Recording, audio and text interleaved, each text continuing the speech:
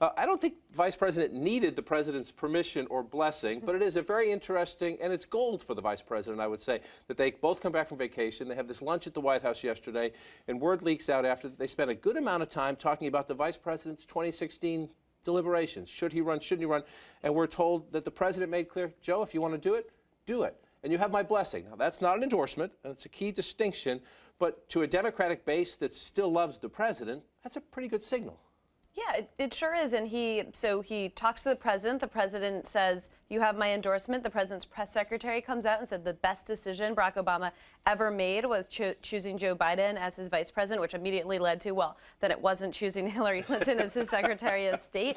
He just met with Elizabeth Warren over the weekend. He has private meetings scheduled with fundraisers. I mean, he's doing all the right things if he wants to run. And yet the conversation among professionals, even some close Biden friends, Robert, is, should he do this? Can he win if he does this? You know, Hillary Clinton has most of the Obama-Biden campaign works for Hillary Clinton. Most of the big donors have committed to Hillary Clinton.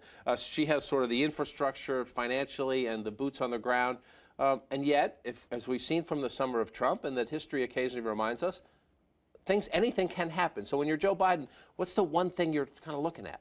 Well, if you look at today's Washington Post, Dan Balz has a great story about the family's concerns. He's still weighing those options and the impact it would have on his relatives.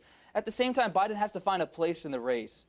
Hillary Clinton remains a formidable contender. She is the front runner. Bernie Sanders has generated a lot of enthusiasm on the left. Would Biden come into the left of Clinton? It's not so sure. He is an heir to Obama in a sense, of an top ally of the president, but he's not a favorite of the left or a darling of the establishment. And he's run twice, and forgive me, Mr. Vice President, I'm actually a fan of his enthusiasm. I think he's a great campaigner. And I know from talking to people who he knows that he's told them, I think I'm the best guy for the job. I thought that when I ran the last 2 times, but now I've been Vice President. But the record as him as a presidential candidate is not a great one. He does think, his allies say, that he could make the income inequality argument, which is a huge issue in the campaign, especially among the Democrats right now, and will be a general election issue, better than Hillary Clinton.